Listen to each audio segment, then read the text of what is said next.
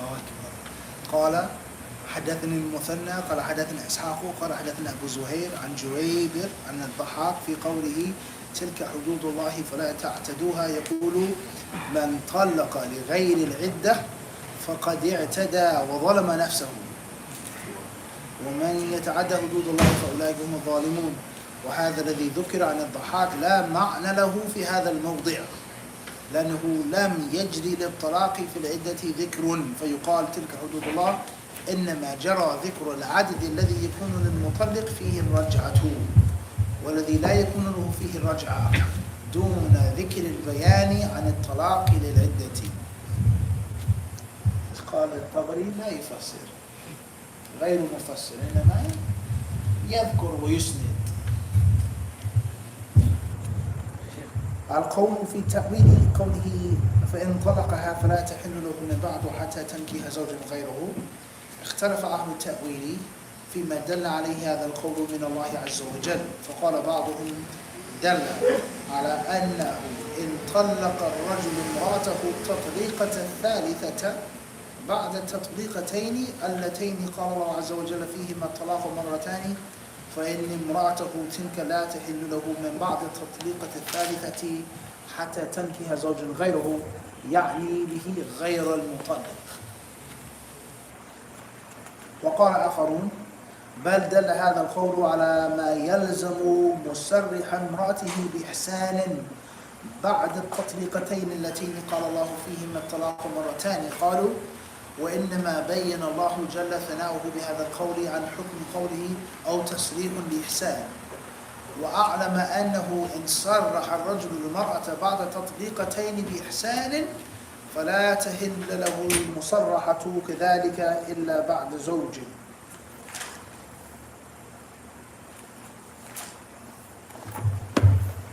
طيب بسم الله. If there's anything from online, we'll try to take that first.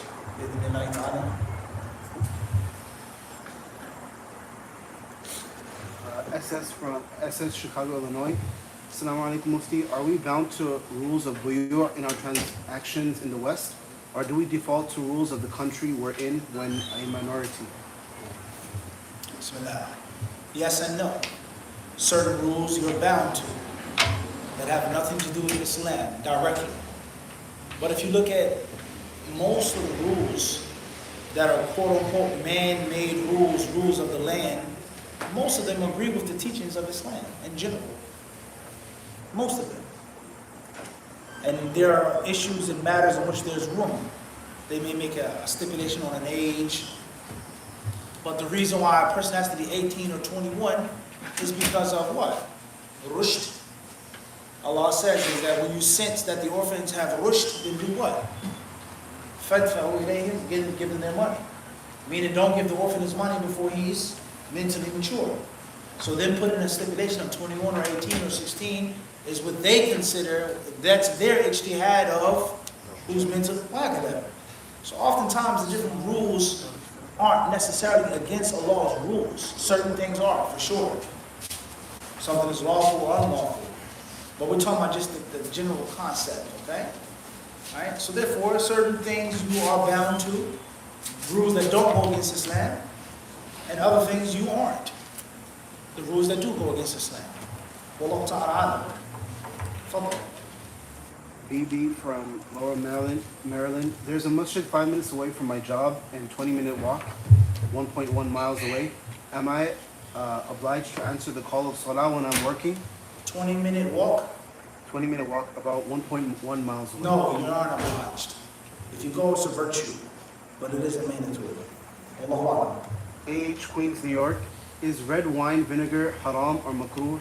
I bought some not knowing. Should I throw it out? It's best to avoid. Try to use vinegar that doesn't come from wine. It's the best thing, and that's the safest thing to do. Usage of wine for vinegar and other condiments is a long technical discussion among the scholars of Islam. The scholars generally agree that wine that turns into vinegar by itself is lawful.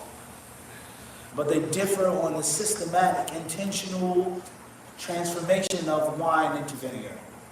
But the problem is, with the modern industry of food, who is going to sit and wait for alcohol to ferment and turn into vinegar? Things don't work like that. The company itself, they turn the wine into vinegar. So some scholars say that you are allowed to intentionally turn the wine into vinegar, or at least use it. And others say what? No. So there's different. There are two schools on that. So you yourself, try your best to avoid using any vinegar that comes from wine. That's the best thing. That's the safest thing to do. But there are many other products that come from or have ingredients of wine or different types of fermentation, or what we call food alcohol. Allahu Alam. Especially when we talk about condiments, sauces, mustards, soy sauce, pickles, ketchup, different things, different types of salad dressing, right? Wallahu Alam. AH Queens, New York. What are the benefits of istighfar? What are the benefits of al-istighfar? Too many to be counted. Scholars have written books on this. Read the Quran, read the stories of the prophets and the messengers when they told their people to seek Allah's forgiveness. Seek Allah's forgiveness. And then see what the next verse says. Allah will do this for you.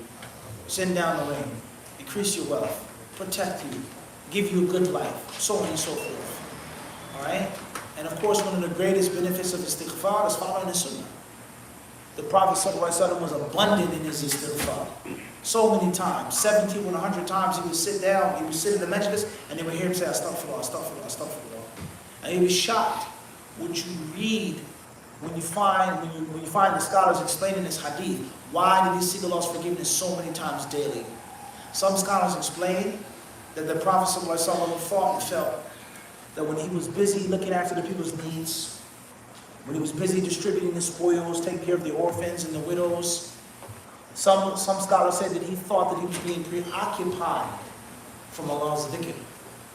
So the Prophet looking after orphans and widows, distributing the spoils of war, is that not ibadah? Is that not ta'ah? Are these things not means of blessing from Allah subhanahu wa ta'ala? And they say that this is one of the reasons why the Prophet made so much istighfar.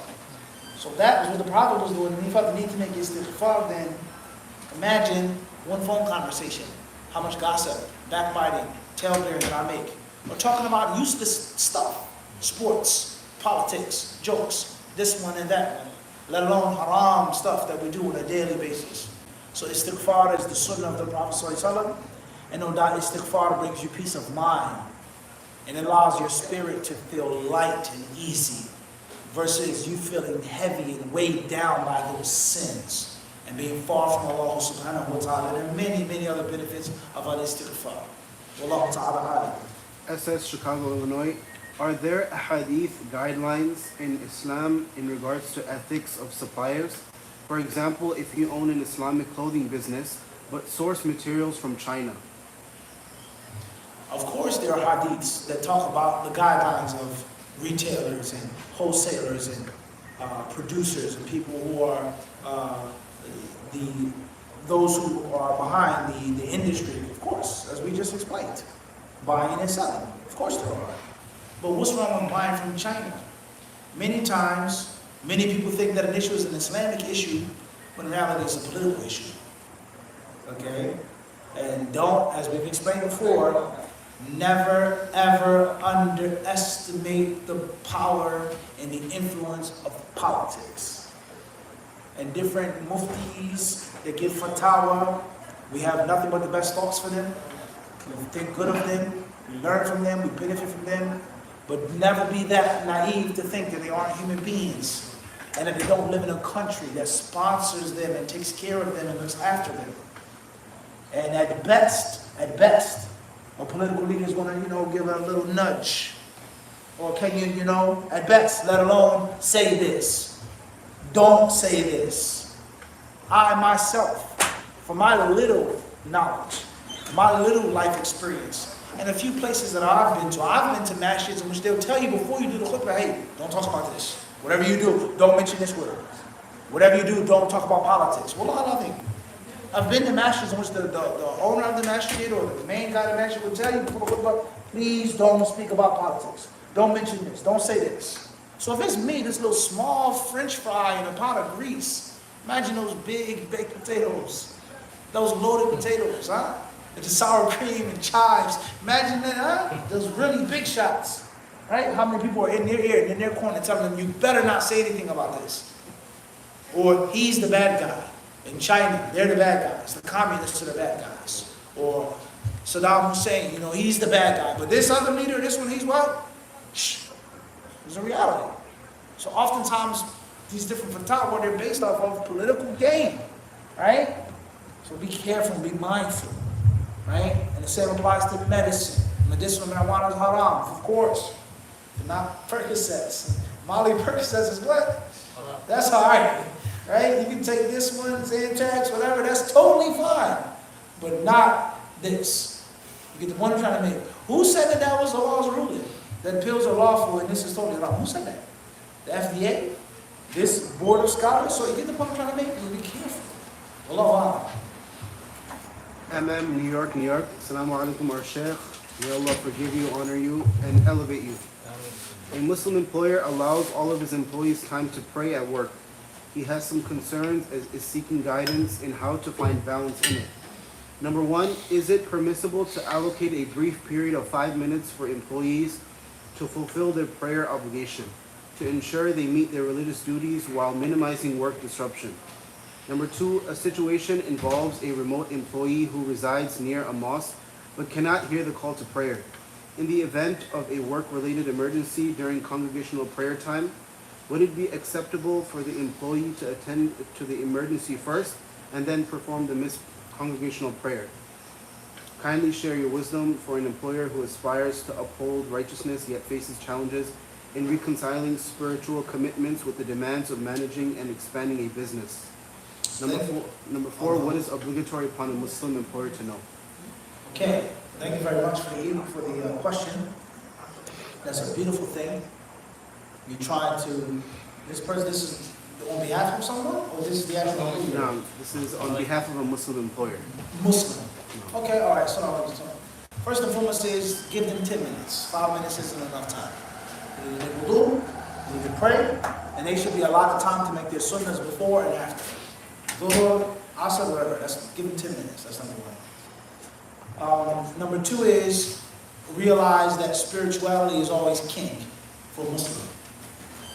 The happier your employer is, the better he is to his Lord, the better it is for your business. That's a fact. An employer that offers his employees time to pray, time to make wudu, time to make miswak, time to go to Jumu'ah, have lunch, etc., that is going to give him an edge. Versus another employer, Muslim or non-Muslim, who says, you got to pray when you go home. It's common sense. So people they ask the question, is it lawful for me to get cash back on this credit card or these rewards on this debit card, whatever the case may be? Is that lawful or is that unlawful? Just think about an incentive. If there are 50 banks out there, there are no incentives, there's no rewards, what gives this bank the edge over that bank? With regards to customers, clients, let alone employees. Not only do we give you health care, we give you 3 vacations. And we give you such and such. And we give you additional sick days. The people are going to be more attracted to what? To that has the most incentives. More employees. Jazakallah khairan. MashaAllah. Lift us up.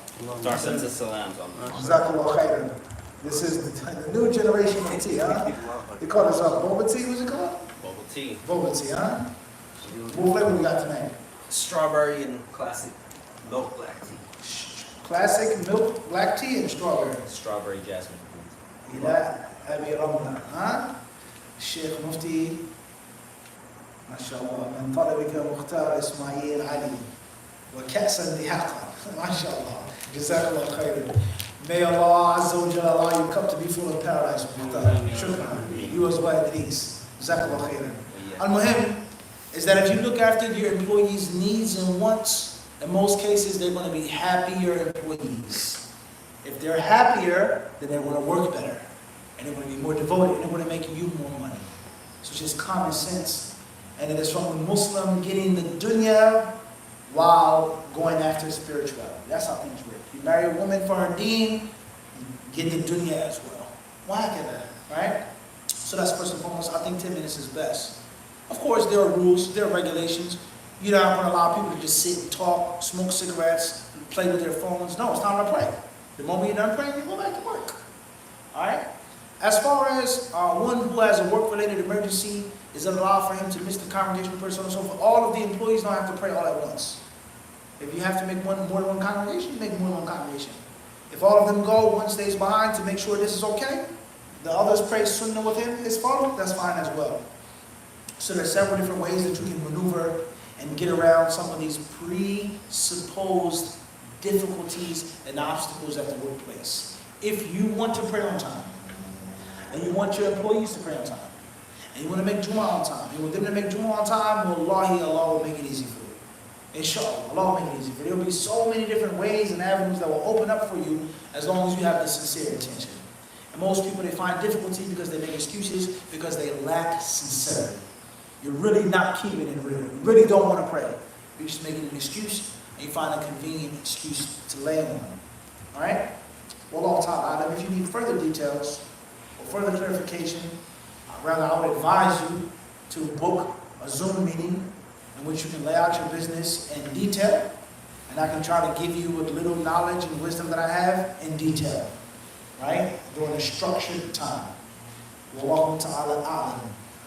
MM, Atlantic City, New Jersey. When someone is sinning and suffering while doing it, does he get sin expiated for that suffering? I'm sinning and I'm suffering. Does this expiate the sin? That's a very interesting question. We know that in general, whenever a Muslim suffers or goes through pain or affliction, it expiates his sins. That's clear. And the hadith states, ma yusibu. Anything that afflicts the believer. Anything. Alright? Rather, hatta a thorn, the Prophet said, shokat. A little small thorn that pokes you in the foot. Allah will expiate your sins. So the general rule is that any suffering leads to forgiveness, leads to expiation of sin. However, this is self-inflicted suffering. You yourself are inflicting that suffering through disobeying Allah subhanahu wa ta'ala. So will your sins be forgiven by you disobeying Allah? I can't say that. But I think that you should reflect. And why put yourself through pain and suffering? And if you ask me, this is probably one of the most paradoxical, mind-boggling, spine-tingling things that you'll find with chronic sins and chronic sinners, is that you know it's going to hurt. You know how you're going to feel afterwards. You are literally stabbing yourself, but you keep stabbing yourself. Stop and think about that. You know how you're going to feel once you're done with the rush or the high. And you keep doing it. That shows you the danger of sins and the danger of addictions to those sins. And it's really heartbreaking if you just stop and think about it. You see someone, you feel sorry for them. Like, dang, he's stuck. Now, that's all I'm going to say about that. Wallahu a'lam. Age, Queens, New York. Is it makruh or haram when a person makes a business right next to you selling very similar things? It's not necessarily haram, no. Nor does it mean that a person is undercutting your customers. But it depends on the nature of your business and the nature of those customers. There's some places in which it's well known, where you go to buy a cell phone. And there are 50 cell phone stores. And it's more than enough.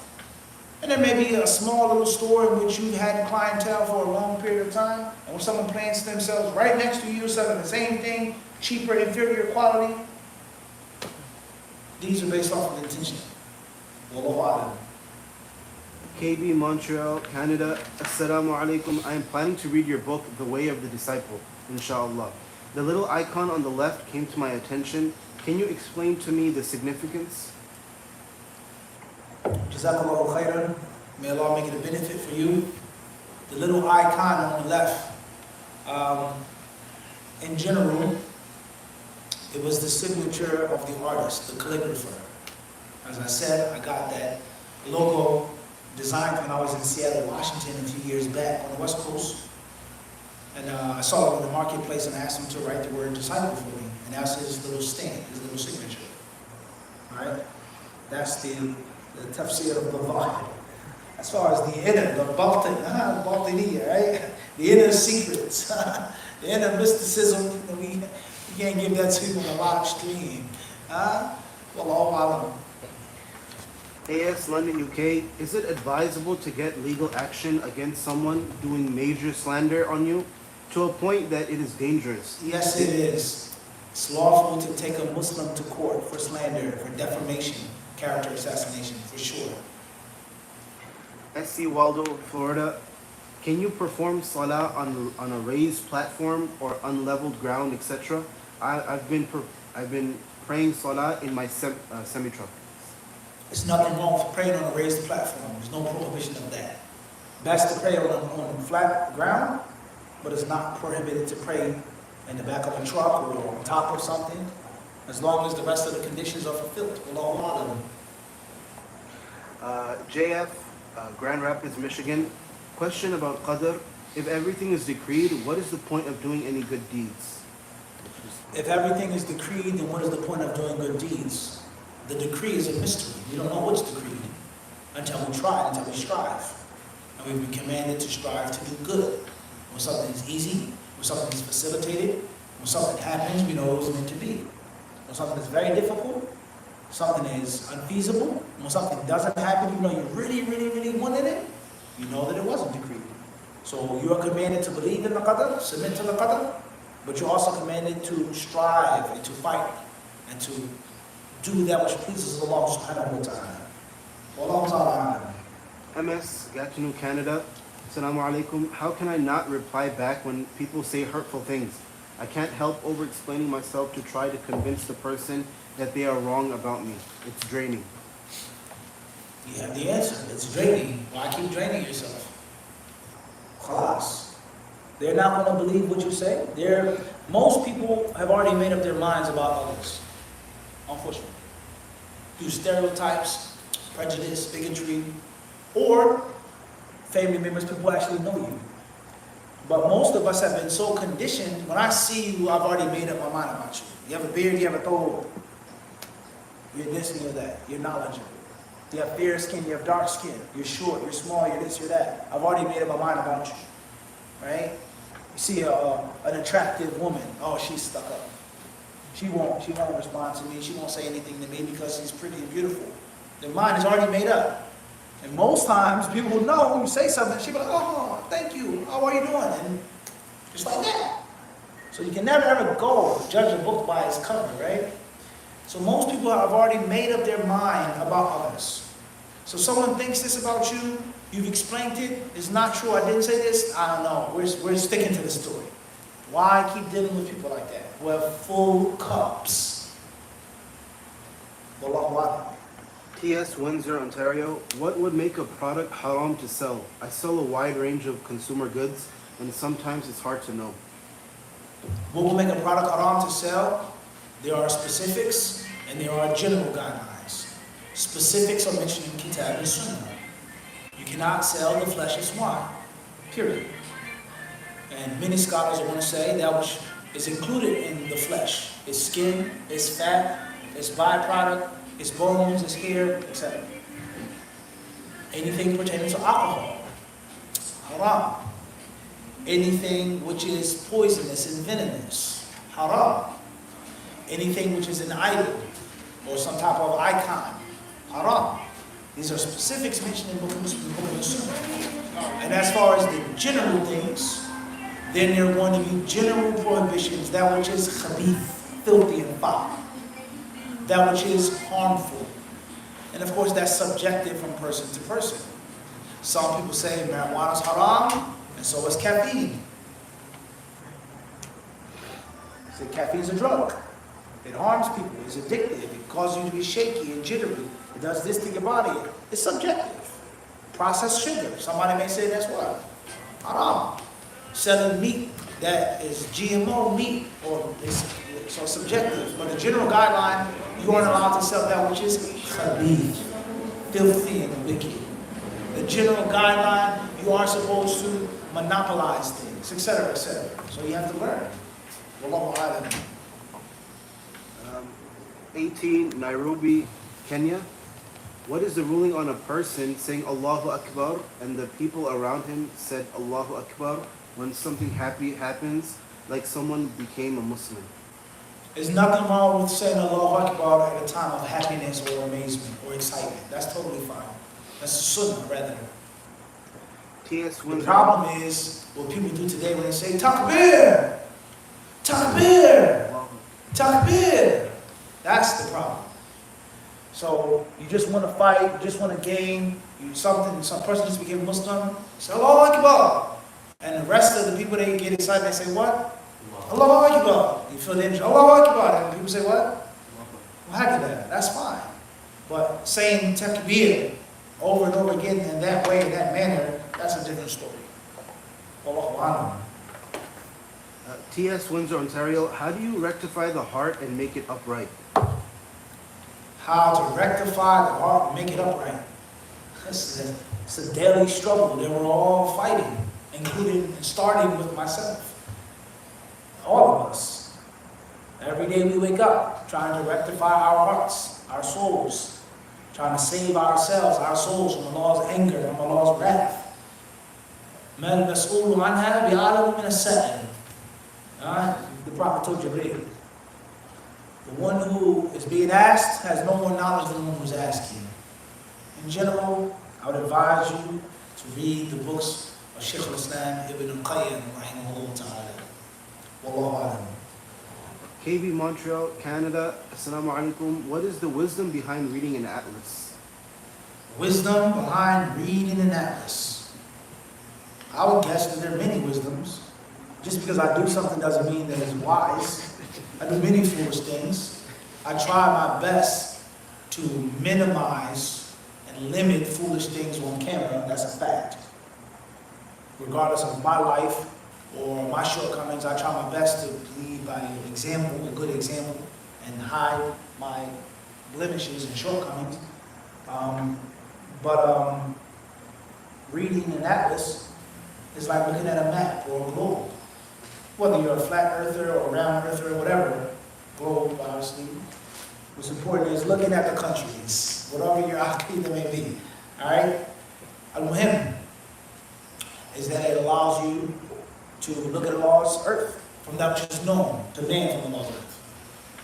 And it allows you to familiarize yourself or to review geography, countries, lands, times, people, places. So me personally, when I look at an atlas, it allows me to reflect on what I've read, what I'm reading about history, and about these people, this conquest, these explorers, and this navigation. So if I'm looking at Spain and Portugal, and I'm looking at the Mediterranean, and there's an island called Corsica, and Sardinia, and Sicily, Atlantic Ocean, the Rock of Gibraltar, Morocco, Algeria, Tunisia, Libya.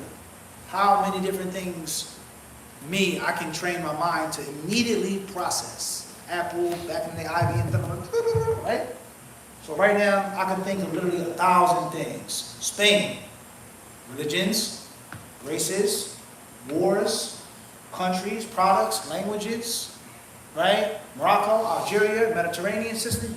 Think how many things can pop into your head, let alone as a Muslim. So let's take that one small piece, the Mediterranean Sea, right? What can we think about with regards to Islamic history? Morocco, Algeria, Libya, Tunisia. Conquest. How many Islamic empires were there? They took Islam to Spain. How long did they rule Spain for? What were the original inhabitants of Spain? The Visigoths, right? The Goths, Gothic people. The Ostrogoths, those who went east, and then we have the Visigoths who went west. Why are Spanish people, are they European, are they this, are they that, so on and so forth, right? What were the mistakes that the Muslims made when they went into Spain? What are the different lessons, right? How did the Muslims get to Morocco and Algeria, right? If you're a black person, the history of the Mediterranean Sea, North Africa, Spain, Portugal, the Atlantic Ocean, the New World, there's so many different what? A gazillion different facts and things to ponder on just by looking at what? 5 seconds of the atlas. So me personally, I like to look at the different pages of the atlas. I review, I think, I ponder, I reflect, and it's mind-boggling, it's amazing. Look at this small, tiny strip of land called Vietnam. How many people died or injured for that little small strip of land called Vietnam? Was it really over a small strip of land, or was it deeper than that? Right? Why did your grandfather fight in that war? Why did your father fight in the Vietnam War? What were some of the betrayals of the Vietnam vets when they came back to America? When we talk about drugs, alcohol, crime. And it's deepness about what? Deepness, right? Well, a long time out of it. Hey, Queens, New York. Can I use a pen with a gold nib? Using a pen with a gold nib. Some scholars allow that. The nib is a trifle. It's not worth anything. If you remove the gold from the nib, you can't really get anything from it. So some scholars allow that.